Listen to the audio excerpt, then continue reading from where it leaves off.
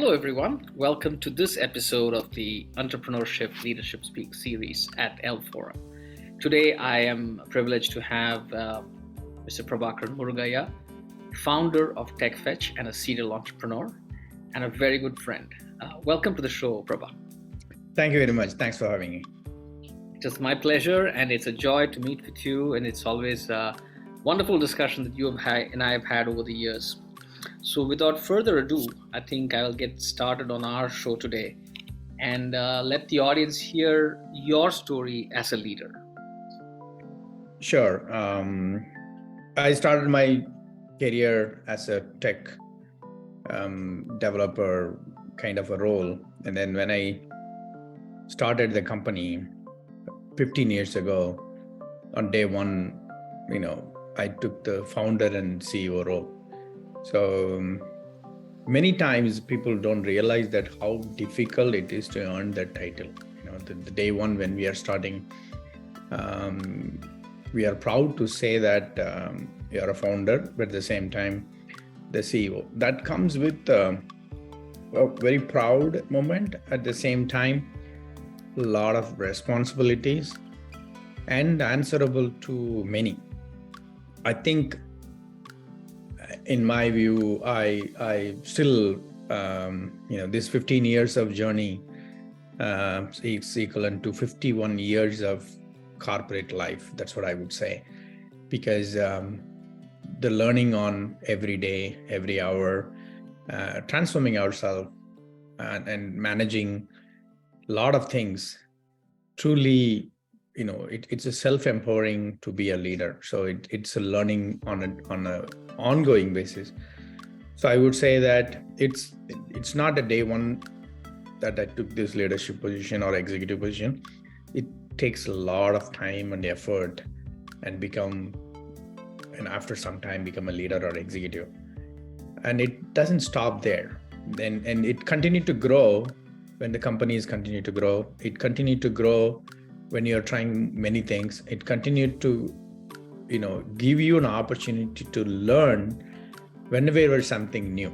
So I would say it's a kind of a cycle. You start something, you create something, and then it may be a little bigger circle. Then you go in that journey, starting from learning on that new circle. And again, there is a learning curve, there is an upside and down. So I would say leadership is about how, where, how long, and how far, how heavy you want to be. So it's up to us, and we can propel towards it. Very interesting. In fact, what you're being very modest about your product and your offering. I think you're probably known by, I would say, millions of people about your product. Probably, yes, more than that, yeah. You should say a little more to our audiences who may not know a little more about your product and what it has done and how it has transformed the world of staffing.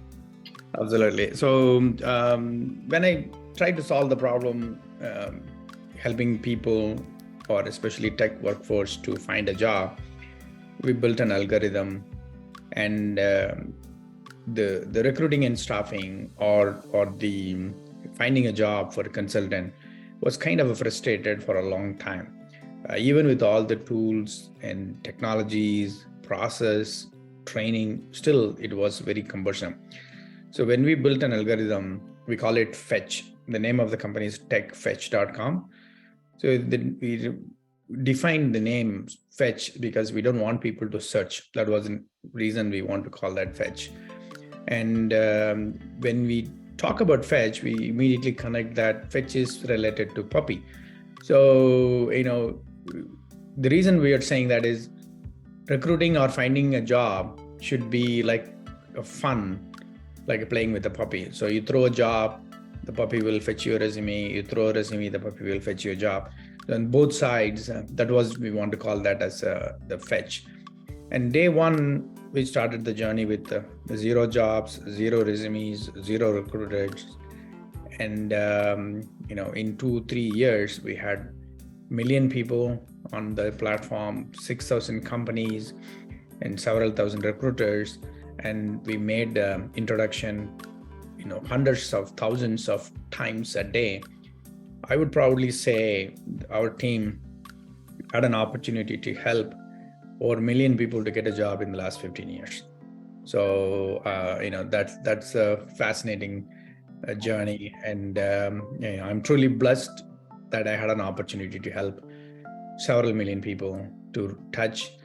I would like to give one example what made me more happy for starting this company. We did job fairs in many places. Once we did it in Atlanta.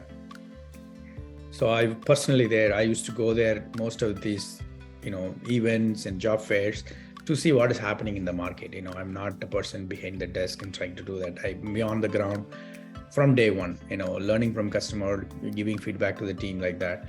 So, and then I had a tag as CEO of TechFetch, and I was managing the job fair. And one lady came in saying that, are you CEO of this company? Yeah. Can I give you a hug? I said, oh, absolutely, yes. Then she gave me a hug and said, oh, how can I have help? No, I got a job twice through your platform. Thank you for building this. And I came to this job fair just to say thank you and give you a hug. That's what she gave. That was the sometimes all the hard work and all the pain that have gone through building something is rewarding, that experience. I can only imagine. I have not been so fortunate to have touched so many lives, but the fact that I know you makes me feel very proud and honored to have called you a friend. So I think what you're saying I can understand, because on this planet, there are so many ways you can help people. I also truly believe that if you can generate jobs and you can provide opportunities for people for which they can make their own living, that is the best way of, I think, doing service to mankind. I feel that is my belief too. Absolutely. And many times we change jobs, and when people try to reach me and ask for connection, and immediately I connect few people to who are interested. And sometimes when that job, especially people who are getting jobs first time, we had an opportunity to create those entry-level jobs, early-level jobs in back home in Tirunelveli for the most underprivileged people.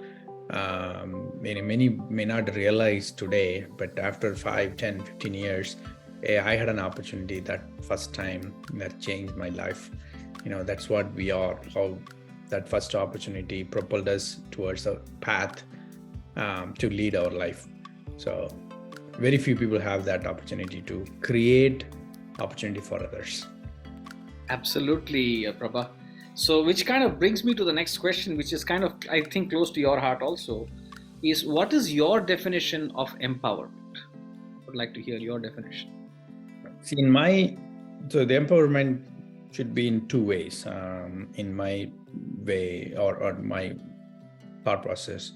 One is self-empowerment. So unless you are empowering yourself, you are strong, you cannot empower others. So that's how we empower ourselves, become the force and power for empowering others. I used to tell, if you are the top of the hill and you want to lift somebody, first make sure that you are strong and you hold something very well, and then you help others, and then you lift them up. That's the simple way and definition, that be strong and what you are capable of, then you start finding others and then help them and to come and stand next to you, so that you both can be together to lift somebody else. So how do you achieve that? It could be various ways. Take help from somebody. The way of self-empowerment is we are not getting uplifted, we are not growing ourselves of our own. It is by the learning from others, what to do, what not to do. It is also somebody else is helping us to go above from where we are. Understanding that, and that humbleness makes us stronger. So that is the true way of doing a self-empowerment. Then you transform the same by showing them that this is how I did, this is what I did. That make others even do self-empowerment, right? Not just this is what you should do. Hey, this is what I did, this is how I did, and this is where I am. So make that ourselves as an example automatically empowers others. That's one part. Second part, with a close network, or either your right and left hand lieutenants and workforce, even entry level, the whole chain of organization always sees the top of the leader to get themselves become an empowerment. So provide them tools.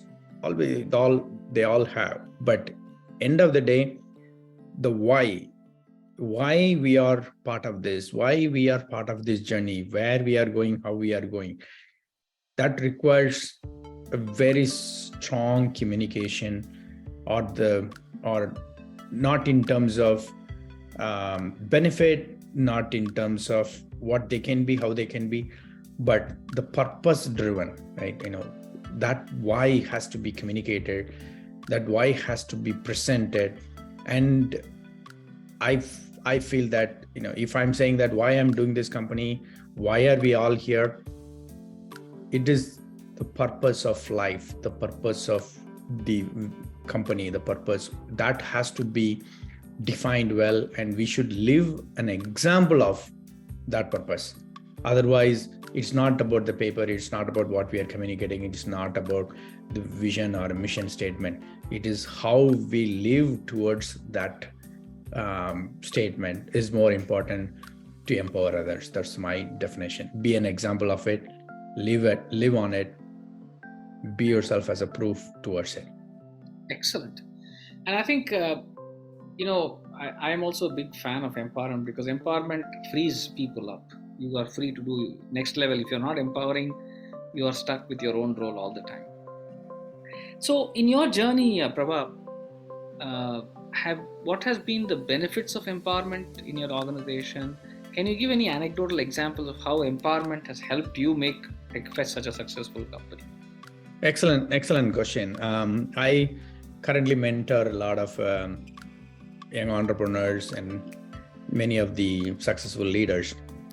I used to tell them that how do you, first, unless you free up your time, you cannot experiment something more, because we are growing 1x, 2x, 3x, maybe 5x in 5 years. So how do you increase your value so that you can do something more bigger, better? So this is a usual exercise that I do. I recommend take 20% of my time every year, allocate to somebody. Sometimes it may be more than one person is needed. Even though I take 20% of my time and helping them to learn what to do repeatedly, so that 20% is available for me to do something else the following year. And if I do that continuously for 3, 4, 5 years, you have an opportunity to do something completely new and bigger in 2, 3, 4 years. You will keep our core things, not 100% will be transformed, but every year that 20% goes away, which is making others to do what you are doing. Sometimes the decision making will be done, so that's how I transform myself into created an opportunity, created a bandwidth to go and do something. So in my way, empowering others actually empowering you more. That is the final result. And I always tell the next level leaders also do the same thing. Whatever you do, take 20% of your time off so that you can learn something new, start from something from scratch, and you let others pick up what you have done. So that goes in a kind of a flywheel model. It empowers continuously everyone, and it's not that easy. Sometimes 20% of your time is probably 2, 3, 4 hours of your day. Depends on how much time you do. We have to work extra 20% to take that 20% off, because you have to do the work while somebody else is doing and managing it. So you need to put extra 20% to take 20% off, but it's worth. So that is how I did, how my team is doing, and we continue to evolve. Excellent, excellent. And I think I also am a big believer that if you do not have that empowerment culture across the organization, if you just empower and it stops there, then you've not realized or harvested the benefits of empowerment, I feel. Yeah. We all know the benefits of empowerment, Prabha. Do you see any challenges of empowerment? Absolutely. Life is not easy. Making people more powerful will have both. It's a double-edged sword. And what we should realize, or I realized, is people have strength and weakness.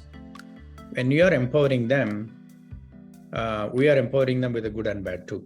So, and unless you have the counterproductive options, that when we are empowering somebody, giving more power in terms of decision making, and they apply that decision making across whatever they do, even sometimes there are some negative consequences. It doesn't happen all the time, but it does happen. So that time, you may not even know that is happening, because when you are empowering them, because when you empower the person next to or who's reporting, saying that, okay, next, moving onwards, you're doing the right thing, you take the decision on behalf of me, because this is how I take the decision, they will do all those. That won't be wrong. They will also make other decisions that they are not supposed to do, or then they take that assumption that they think that this is how I will also make the decision, and that decision they will make, and it may not be even getting communicated to you, because that they have been practiced. Hey, I'm doing this, I can make that decision, I can do this, and then it sometimes that wrong things happen. So you need to find a way of creating checks and balance to know and aware, so that responsibility comes with that, because at the end of the day, it will derail. So that is one negative part of empowerment. Sometimes you need to take some of the responsibilities out. Depends on the person's personal situation too. You have empowered and you have given a lot of responsibilities, and sometimes if it is a heavy weight for them, if they cannot handle it, you need to find a way to take those weight from them and help them without them realizing that they are getting penalized for various reasons. So that's another part of the empowerment, because we are all not the same at every time, every age, every market situation, every customers, every decision making. So it is not a big double-edged sword, but we need to be conscious and aware about if things are happening on the side, we should make sure that it's not happening. Got it. No, I think you're right. I think anything in excess can also have negative impact, I guess. So yeah, you're right. So my last question for our little conversation today, Prabha, is what would be your advice to entrepreneurs, young leaders? What would be your advice to them with regards to empowerment? Yeah. So one is we talk about life. Empowering is basically being a human being. We are the most intellectual species in the world, and making ourselves to create a better world for us is the empowerment. When we are doing that, that also translates to others, because if we are successful, obviously people around us will be successful, and that's that success, the journey takes a lot of people with us will go for it. But to go back, why, right? The question has to be asked again and again and again. Why? Anything that we do, we should ask why. That why should have 3 answers. Why I'm doing this? Ask the question, get an answer, or hey, this is why I'm doing it. Then again, ask the same question, why I'm doing this, and try to find a different answer. We'll think very deeper, and then we create another answer that why I'm doing that. Then ask again the same question, why I'm doing that. Try to find the third answer for that same question. And if we are able to get three different answers, the why, that why is so powerful. That has to be the biggest priority. And sometimes, I tried that, I practiced that again and again. So if for some questions, if I have 5 whys, that goes to the highest priority. One of the question I keep asking myself that, what is the purpose of my life? Right? That's the question I keep asking me again and again. Why I need to work 80 hours a week? Why I should be an entrepreneurship journey? Why I should struggle and travel and do all that? So all of that question comes back to the why of the entrepreneurship journey or the leadership journey or the executive journey is the purpose of life. That purpose of life is making sure that you're able to empower, you're able to help, you're able to support at least one more person to be a better person. So that can be a very simple purpose of life. Otherwise, if you take any executive, any leader, any politician, anybody, think that, that is not for a, either better retirement, that is not for making more money, that is not for a fame, that is not for, anything glorified. No, they are all driven by the purpose of life, to make a meaningful impact in the world, to make the world a little better place. So each one of us can contribute a little bit. That is how we evolved in the last several thousand years. But with the technology, the knowledge, what we are sharing, what we are equipping, what we can make others, again, everybody should think of the why, the purpose of life. That has to be meaningful. That has to give an energy. That has to give more meaningful for our life. Every day is bonus. We should feel that today is one more day in our life and it's bonus. And did I make anything meaningful of the day today? That's it. Tomorrow will be the wonderful day. So I would say that, we don't want to burn one more day without having a meaningful. That's my simplest answer. Excellent, beautiful. I think very simply put and very easily put. I also believe that every day should have some significance, as to when you end the day, you feel you've done something of significance, if possible. You can't move mountains, but something small. So thank you so much, Prabha. Thank you. I know you're a very busy person, but finding time for me and for L Forum. As I told you, this is a forum for entrepreneurial leaders like you. And I hope I will be able to, bring you in for many other conversations. And I have some other plans that I would like to bring leaders like yourselves for debates and conversations. And I wish you and TechFetch and all your other entrepreneurial journeys the very best, and wish you all success and good health and prosperity. Thank you so much. Thank you very much, and enjoyed this conversation. Thanks for your time to sharing my thoughts. Thank you, Prabha. Like, share, and subscribe to the EL Forum channel.